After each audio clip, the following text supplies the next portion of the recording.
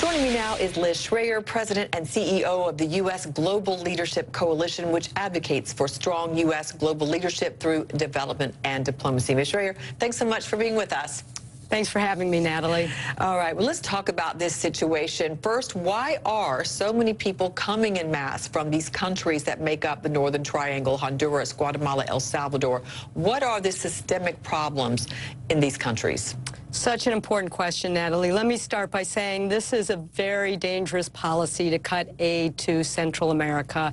You know, American aid is not a charity. This is in our national security interest, especially when we're talking about Central America. If we cut this very small amount of aid, we are doing it at our own peril. And in answer to your question, what we are investing in is we're investing in actually addressing the root causes of people that are really driving people from their homes. When you think about what's happening in these Northern Triangle areas, it's brutal violence, it is hunger, it is instability. And when I think about what it would mean to cut off this aid, this is going to exacerbate the problem and the unrest. I think about what makes a mother or a father actually begin this perilous journey, and it's really the alternative is so much worse. So cutting this aid is going to exacerbate the problem, not help it. Can you give us more examples of just choose a country, what people are dealing with and why they don't see a way out other than just get to the U.S. border? Well, let me give you an example of not only what they're dealing with, but what our programs are actually doing. This is a very small amount of money we're talking about. You know, we give about 1% of all of our federal budget to foreign assistance.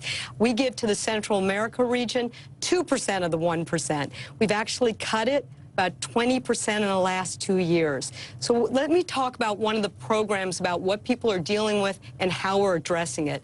This region is some of the most difficult murder rates in the world. So we took a program, a playbook actually out of some very high-risk neighborhoods in our country, Los Angeles. We built a program, USAID actually administrates it in El Salvador.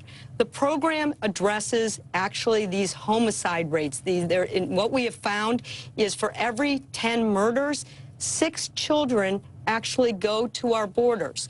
So these programs that we've seen in Los Angeles, we brought them to El Salvador. They're like a youth center where we actually take kids out of the streets. We give vocational programs.